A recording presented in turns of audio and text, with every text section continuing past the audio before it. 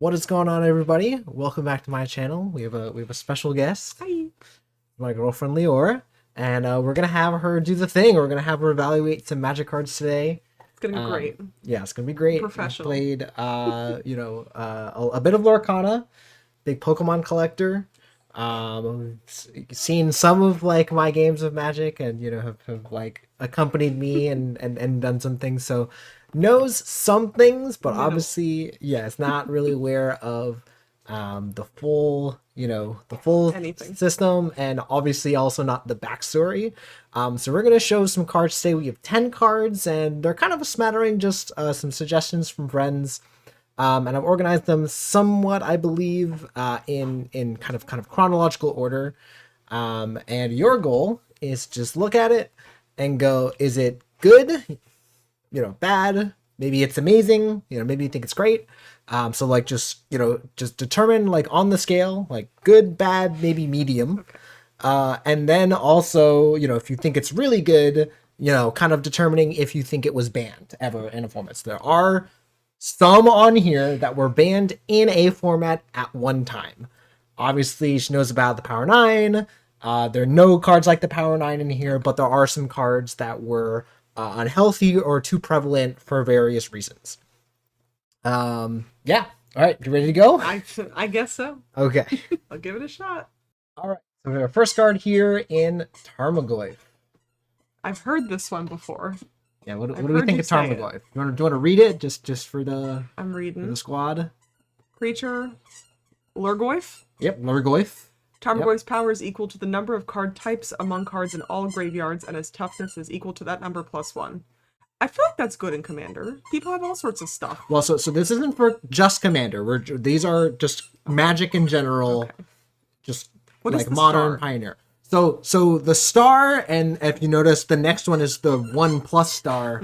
Was an old templating back when the power and toughness of a card could fluctuate. So that's just to symbolize or kind of It can get communicate big. to you, hey, well, not just it can get big, but also, sorry, Cookie here, Cookie. Cookie, you're not helping. Extremely not.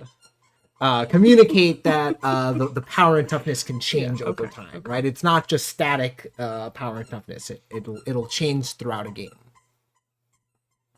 I feel like this is good. Cookie, come on. It's only 1 in a green, so it costs 2. And it can get big, and I feel like that's not a lot of mana for something that can be big. I don't think it's banned, but I don't think it's terrible. Don't think it's terrible. So on the spectrum, so you definitely are saying it's definitely not. It's not banned. incredible. Like, it's not banned. Okay, But I don't think this is the worst card. so I you feel think like it's this is, like, middle. middle of the road? Middle or good. Okay, all right. So you're correct. It was not banned. Yeah. You are correct. This card was never banned in any format ever. Should it have been? No. Okay. So like it is an appropriate power level. The funny thing is that the by today's standards, you're correct. The card is pretty mid.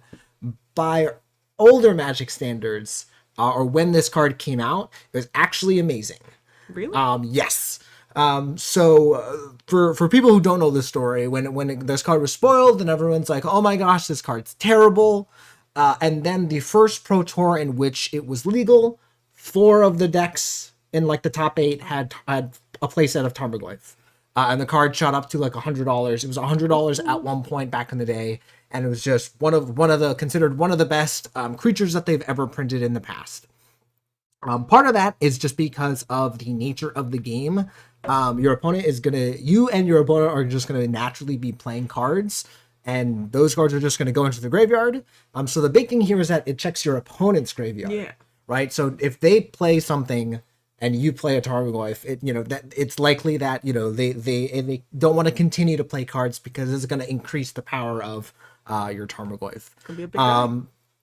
So then you get into So then we have things like tribal. There's some other card types that got added now. We have battles and things like that. But just because of that nature, this card can be like a 2-mana 4/5 or a 2-mana 5/6. It can be big. Really, really early in the game. And that's just like really, really good. Again, it was at one time.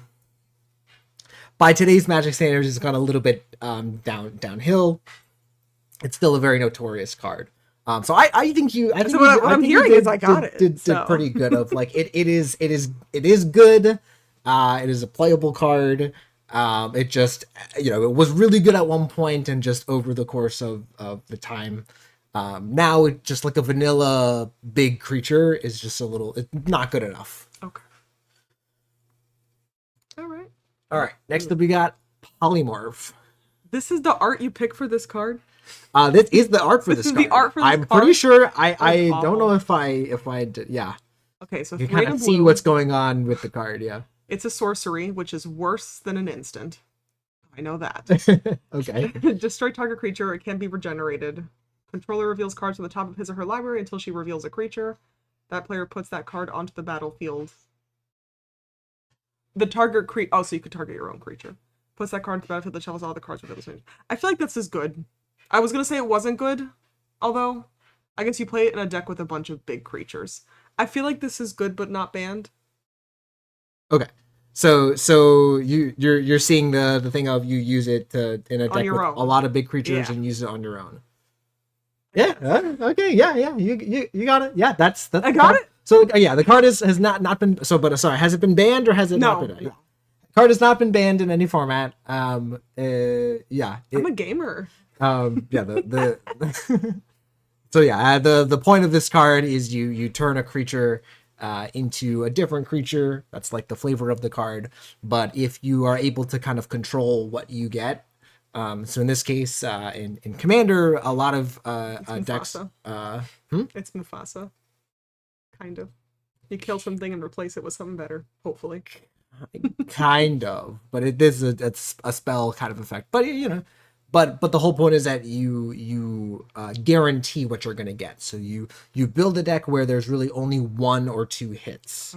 So the rest of your deck is has no creatures in it, and then you generate a creature using a spell effect like another sorcery, and then you use that token that you created, and you guarantee you get whatever you're trying to do. Yeah, that was pretty spot on. That one I figured you were gonna look at this card and go, hold on a sec. Yeah, so for a second I thought it was too expensive, but then you could put like a 10/10 or something stupid, so you could be only paying. I believe that was the concern. Like when this card was a thing, was is 4 mana too much? But yeah, when you're getting like an 8 mana or higher creature, generally speaking, it is good. And there's like some other cards now in Modern Magic that are kind of like this. That's what they're trying to do. All right, here's a fan favorite. So this is somebody's favorite, one of my friends' favorite cards, or one of their favorite cards. It both cards. Is it like a front and back? So I put the elemental token here because that's the token that Voice of Resurgence makes. Oh, okay. You can read Voice of Resurgence, and if you ever a green and a white clarification. So it's cheap.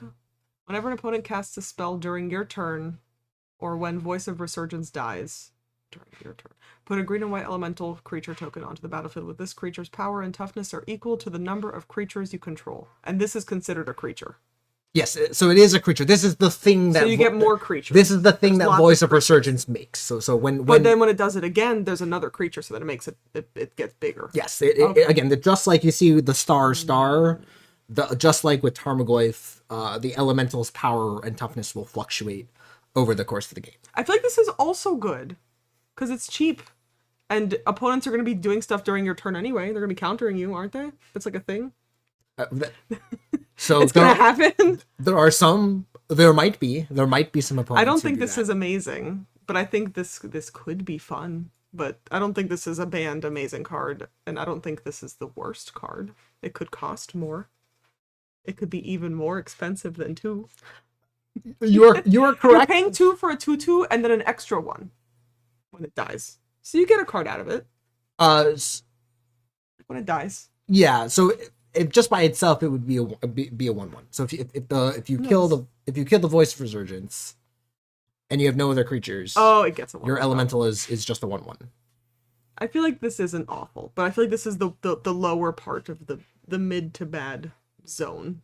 So if this is really good and this is awful, it's like here. Okay. Yeah. It's you're about there. Okay. Kind of like with Tarmogoyf. It was really, really, really good way back in the day.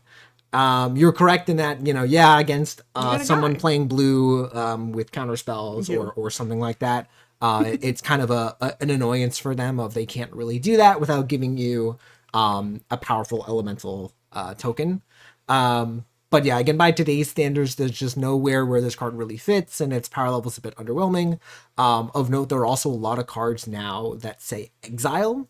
When they kill a creature, they kill a creature, but then they exile it, or you just exile it instead of killing it. So that doesn't mean and dies. that won't trigger the voice of resurgence effect. So then I think it's bad. Yeah, yeah, it's pretty poor in today's situation. Okay. So yeah, I had it on the right side of the spectrum though. Yeah, you definitely were okay. This card has not been banned. Yeah.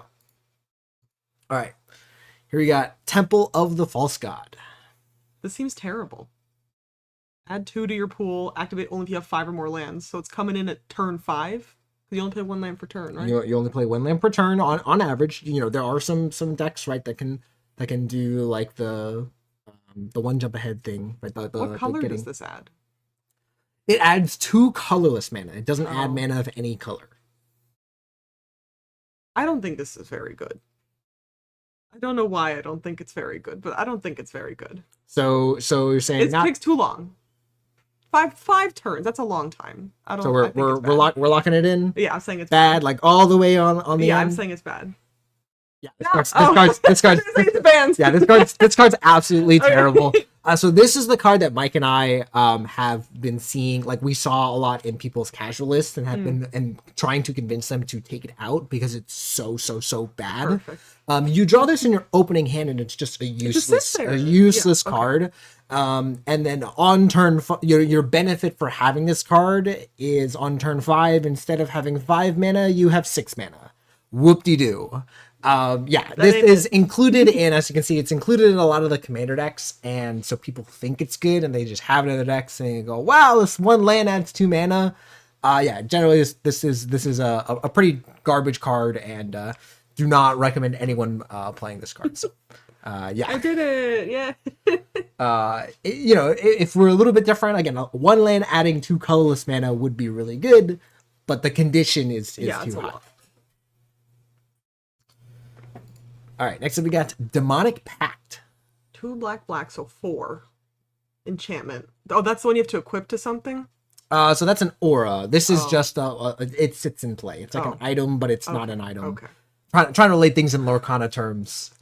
At the beginning of your upkeep, choose one that hasn't been chosen. So you got 4 options. Oh, I've seen this card before.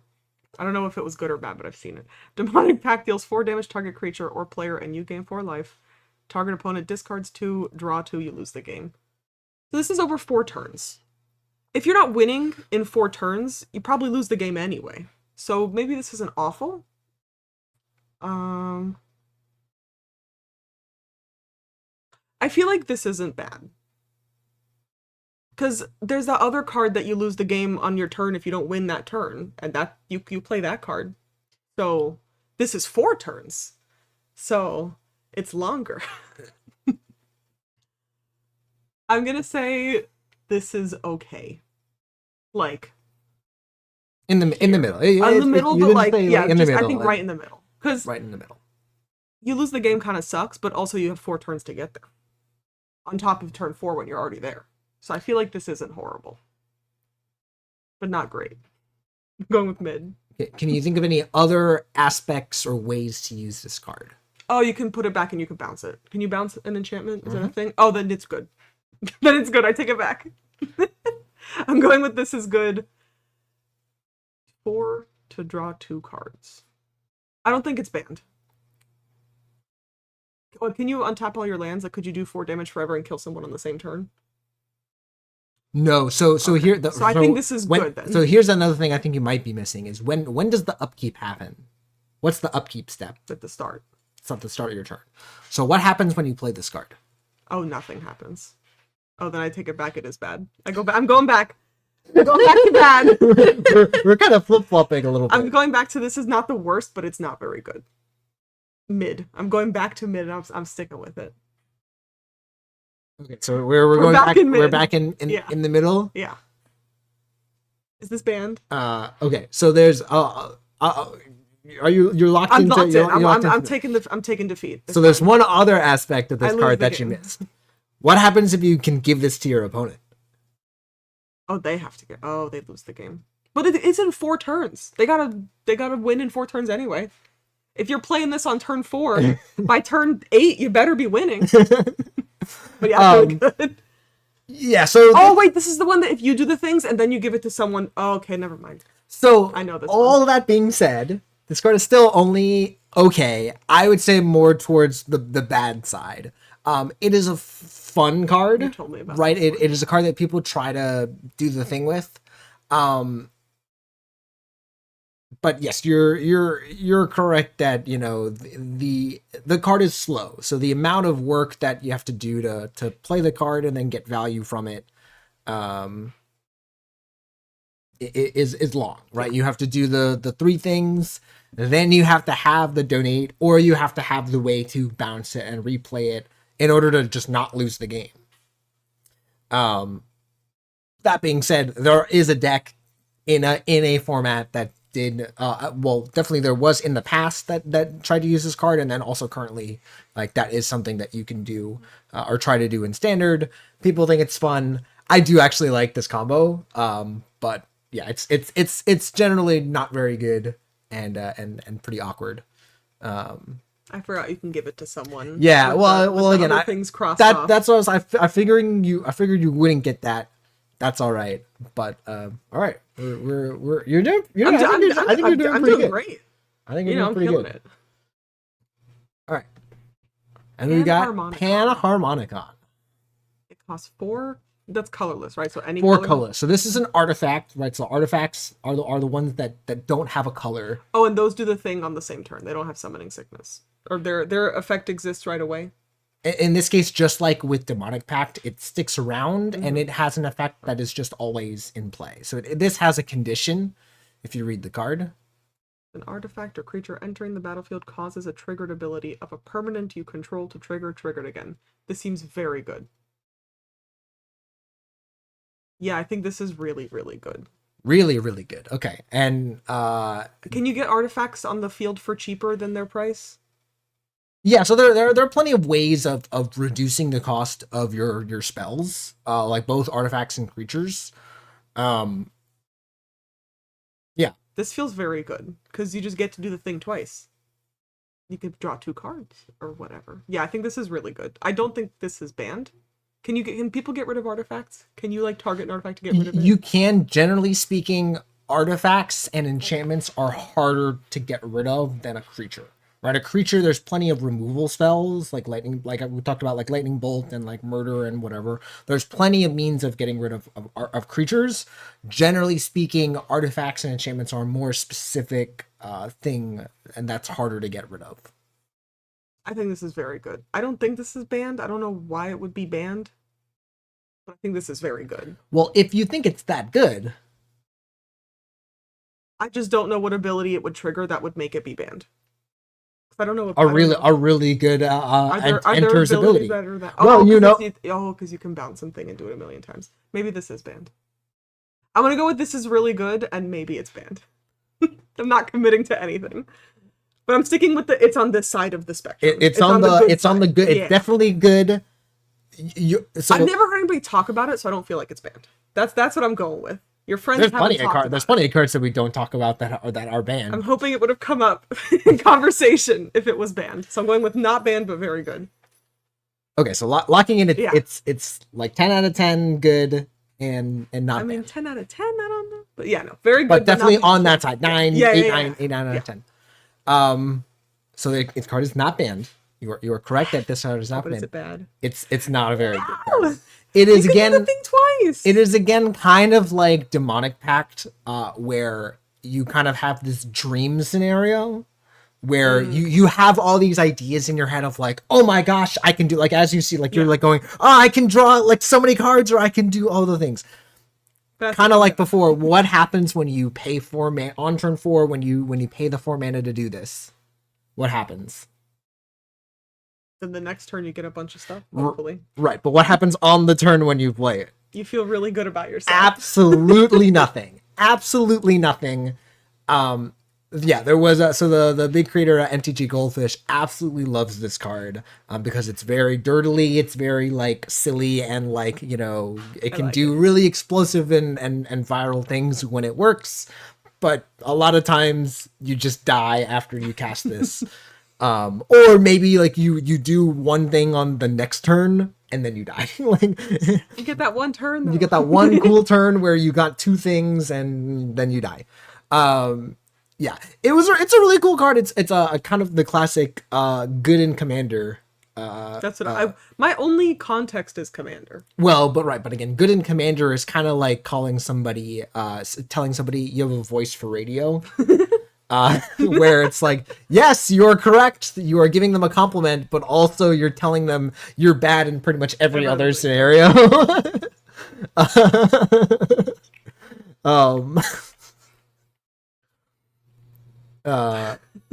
Yeah. So anyways, yeah. It is a really fun card, not a particularly competitive card, and yeah, not so. If you want to be taken seriously, yeah, you don't typically play this card. Except we have Polyraptor. This is very big. This big is 6 dinosaur. and 2 greens. Creature, Dinosaur, Enrage. Whenever Polyraptor is dealt damage, create a token that's a copy of Polyraptor. Can you damage your own things? You can damage your own things. I will also clarify something here that I don't think is in the text here. I believe like, it is does the token also get damaged to make another one? Yes. Okay. So what I was going to say is that in Rage, you have to survive the damage. So if something deals 5 damage to it, you don't actually get the effect. You deal 4 or less damage to it, you do get the effect. And Rage was worded in a weird way, but they had to clarify that at some point. I don't know how expensive like green, everything is expensive. So I don't know what the context of, is that fair. Actually expensive for green? Or is it going to be a deck that just gets the big thing down faster? Because if you can get that thing down faster, that's great. Because it's big, so it will survive early damage if you get it down early enough. I'm going with, I think this is good, but not banned. Like the good side of the mid zone, but not amazing. But like pretty good, decent. What if there was, so again, kind of like how you said, there is a way the token is a copy of it, so it also has the same enrage effect. Yeah. You know, what if there was a combo with this? Then it would be very good and maybe banned. It's a dinosaur. I like it. Have you noticed that I might be trying to give you false Yes, but I think I like it. I could be trying to trick you. Of course you are. What if I realize that you're on the right path and now I'm trying to like skew you in that direction when it's terrible. Rude. Or when really it's banned. I like it. I don't know. I think it's a cool guy. I think if you can get it down cheaper, which I think that's Green's goal, is to get the thing down cheaper. Yeah, generally Green is good at getting expensive creatures down faster. Oh, but they can just not target Polyraptor, I guess.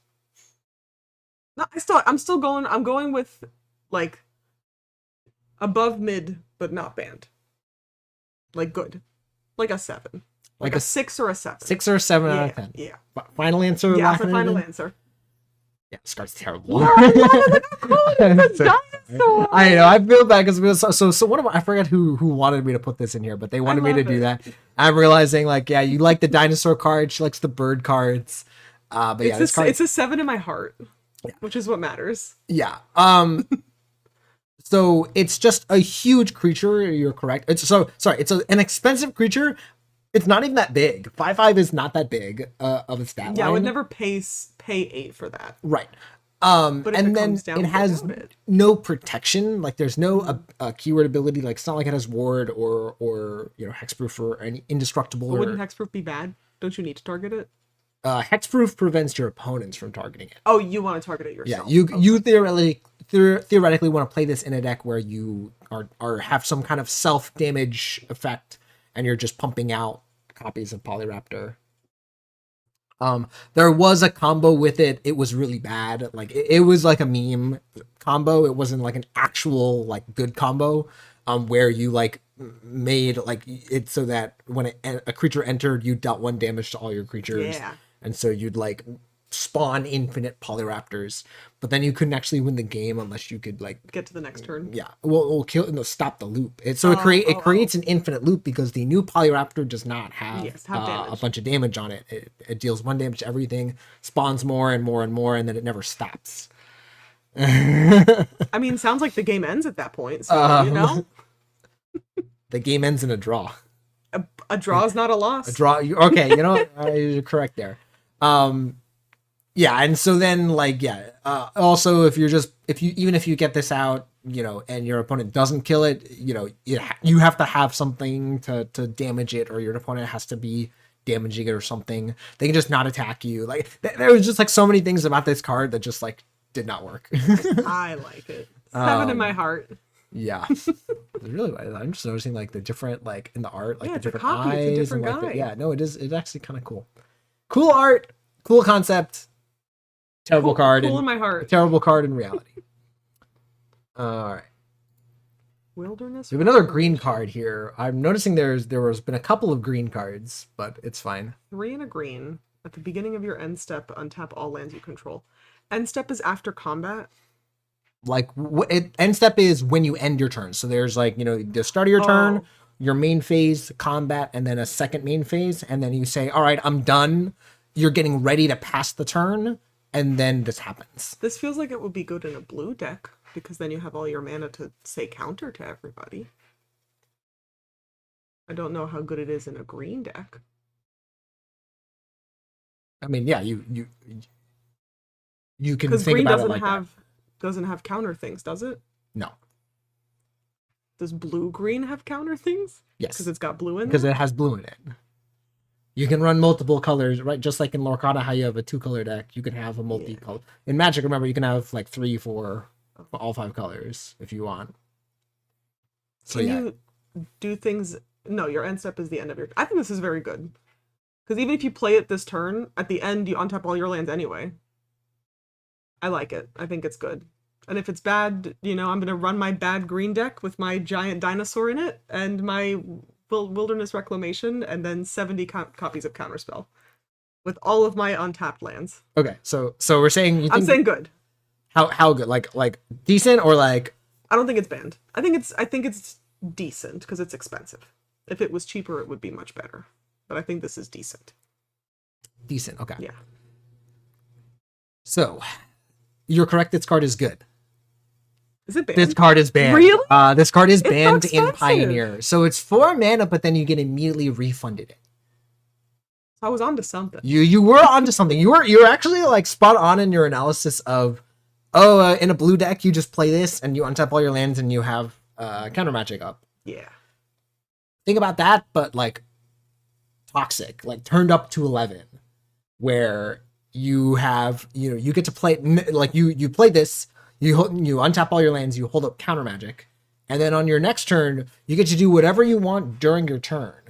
Mm-hmm. And then you get to skip you get to play like whatever amount of stuff on your main phase, like during your turn, and then you still have a counter up when you pass the turn. A counter spell. Counter spell up, yeah. You just continue to do that. That's pretty good. There's another aspect of in Magic, unlike in Lorcana, you're allowed to float mana, as I think you've seen in doing in some games. So actually, during your end step, if you have an instant or an instant speed effect, you don't have 4 mana. Or 5 mana, assuming you play the land on your next turn, you have 10 mana. Oh, they overlap? Yeah, so during your end step, there would be a trigger that would do this thing. In response to that trigger, you tap all your lands, you float your 5 mana. Okay. You let this trigger resolve, you untap all your lands, you have 5 mana in your mana pool and 5 lands. Okay. And then you would play some card, like you could play some draw effects. You could play your giant Dinosur.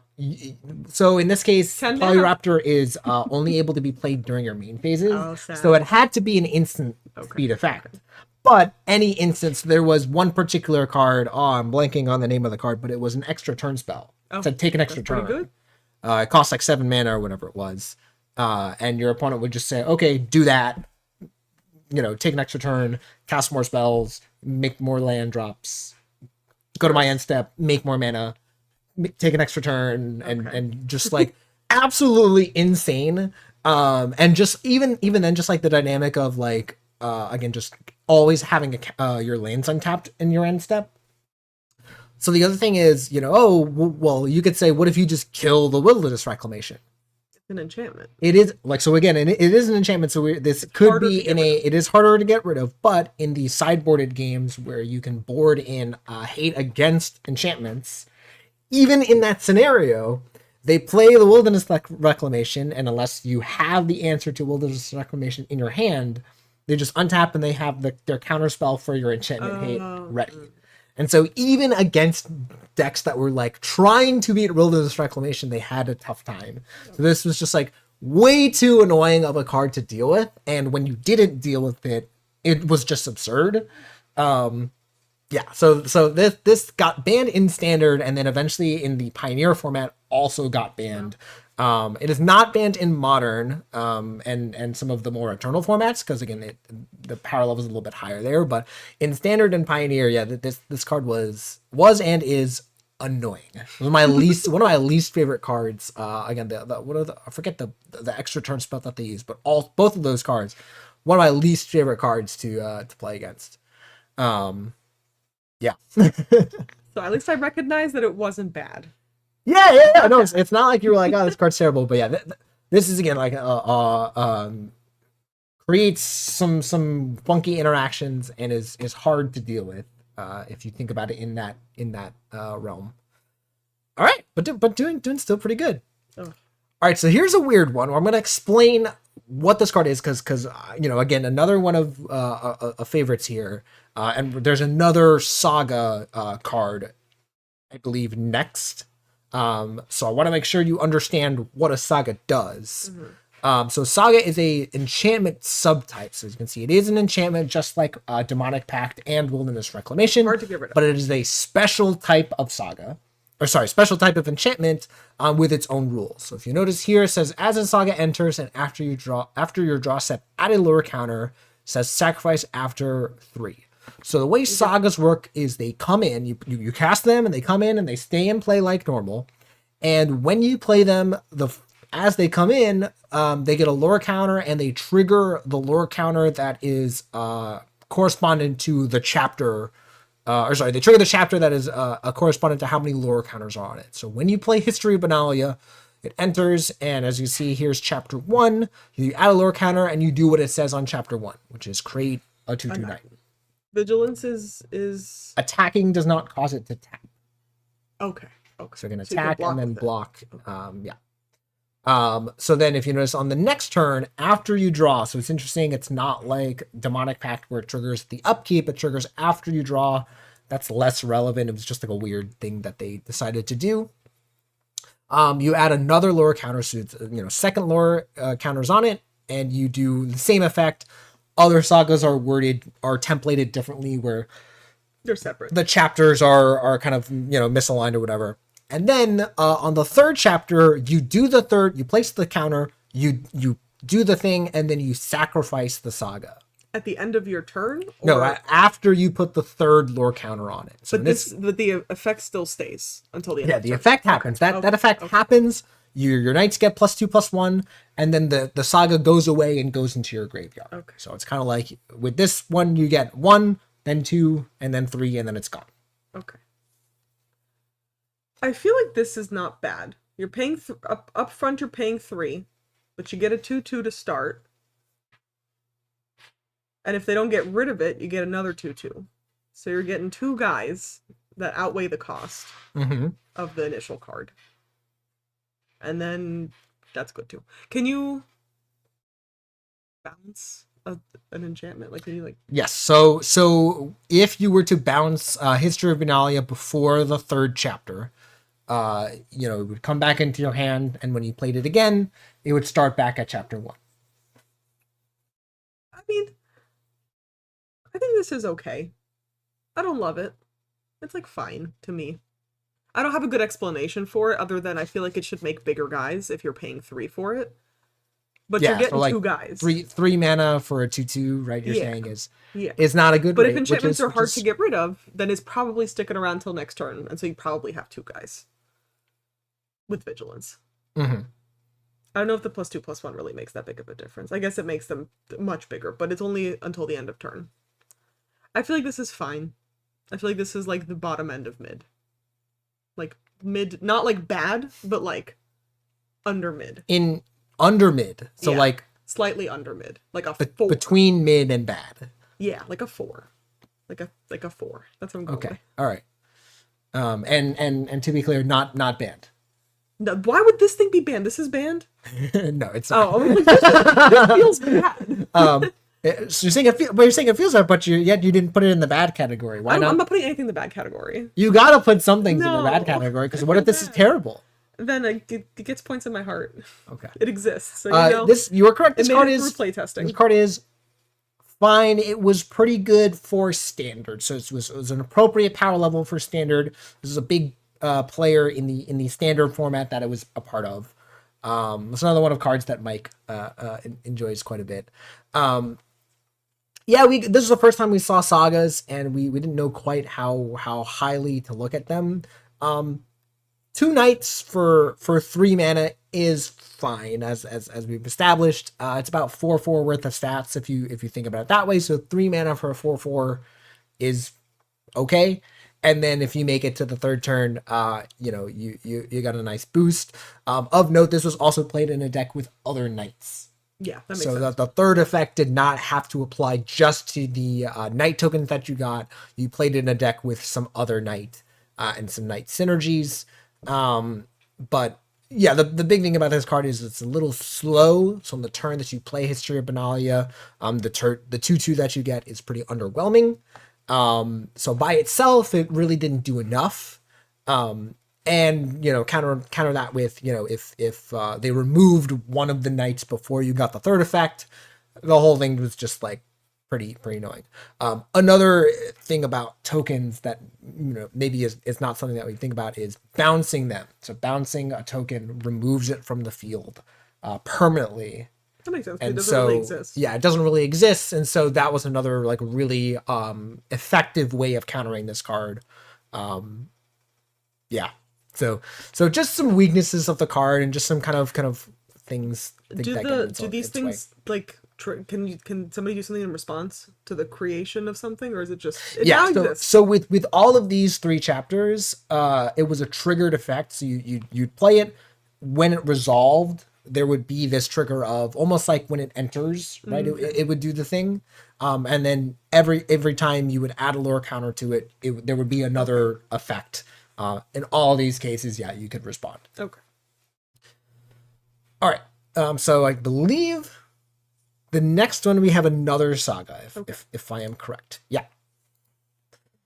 So this is an interesting one. So first, let's just read the first 2 chapters. All right. Fable of Mirrorbreaker, 2 and a red, so it costs 3. Create a 2/2 red goblin shaman creature token with whenever this creature attacks, create a treasure token. When you create a token, can it attack the same turn? No. Okay, So not unless it has haste. Yeah. Okay. Chapter 2. You may discard up to 2 cards. If you do, draw that many cards. Chapter 3. Exile it, then return to the battlefield. Transform. Oh, the transform is the flippy thing. Yeah. Transform your control. So it come back as Reflection of Kiki Jiki. Kiki Jiki. 1 and tap. Create a token that's a copy of another target non-legendary creature you control, except it has haste. Sacrifice it at the beginning of the next end step. This feels... And you remember what a treasure token does, correct? That makes the mana? Yeah. Yeah, this feels very good. Why do you say that? Because turn 1, you're already getting a 2/2 guy that has a secondary effect. So if they don't bounce it, you make your mana back and you have a guy.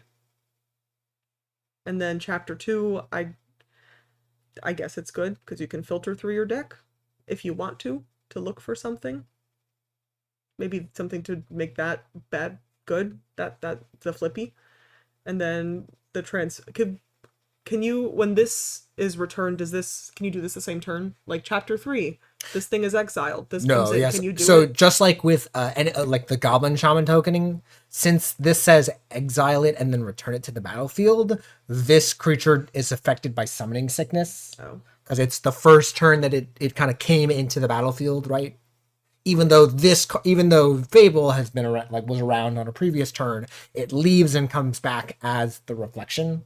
So yeah, it would not have haste or not be able to activate the ability on that turn. I'm deciding if I think this is really bad or decent. I'm plotting. I'm scheming. I wish that the Goblin Shaman dude had haste, because then I'd be like, yeah, this is really good. But it doesn't. And you can react to the creation of this, right? You can bounce the guy or not let them do it or whatever. So the trigger would happen, and then when the trigger resolves, you'd have the guy, but again, like the guy can't attack on that turn, so between like then and the next turn, your opponent could kill it, and they wouldn't get the treasure token if that's what you're thinking about. I feel like this used to be good and now it's bad. So I'll clarify that this was released. Is this new? Oh, yeah. 2022. Yeah, relatively. Yeah, 22. Okay. Yeah, I didn't see there's a date on it. So I feel like you like this card, but I don't like this card. Interesting. I think there's too many bits to it. I know that's the point of the Saga. Too much going on. Because if somebody gets rid of your shaman dude, then this card is just draw 2, discard 2. Because this takes a long time to get there. Oh, this is a 2/2. You know, I think this is decent because you get 2 2/2s out of it. Just kind of like History of Benalia. Yeah. I'm gonna put it above mid because you also get to filter cards with it.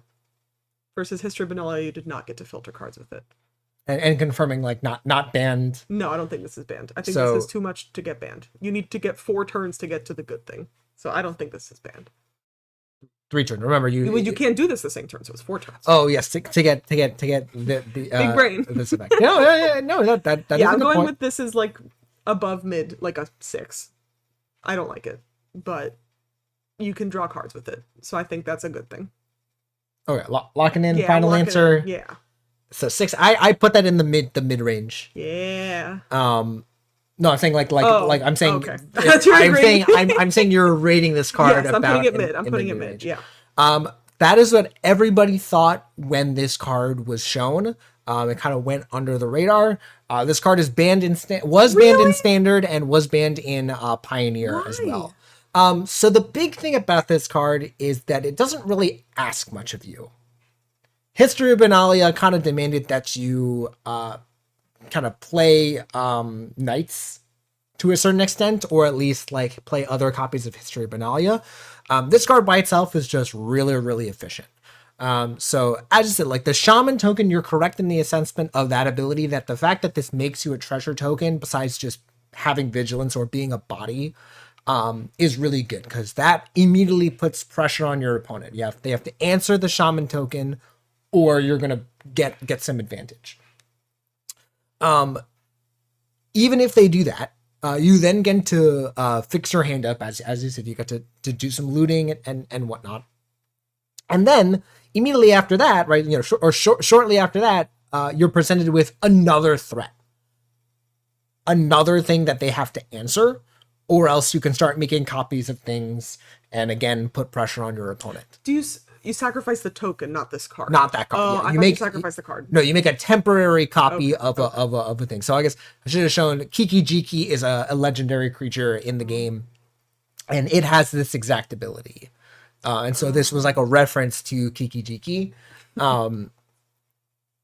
But yeah, so actually, what's funny is that this card is so crazy. A lot of times, people never actually ended up needing to use this ability. Really, this is almost like flavor text, because just the aspect of I have like this Goblin Shaman token that is putting pressure. You get to fix up the cards in my hand, and then I get another piece of cardboard afterwards. Another piece of cardboard. I mean, no. Like, really, that is like how good just an effect like that can be. It just made it so that if you were playing red mana in your deck, you ran a playset of this card. In Standard and Pioneer, it became you ran 4 of this card no matter what. That's wild. It didn't matter if you were an aggro deck, a mid-range deck, or a control deck. control decks were running 4 copies of this card. That's kind of crazy. Because it was just such an efficient card, just by itself. And so it just like that's what happened was everyone just started running it, and you know it's not necessarily that this was too powerful, it was too ubiquitous, right? It just became too prevalent, and it just became run this or lose, and that was not really good, obviously. And so yeah, they at least that's my perception of you discard of 2 what and happened. then draw 2. Yeah, Right, so okay. so if you have no cards in your hand, you just do nothing, and you have to have the cards in your hand first.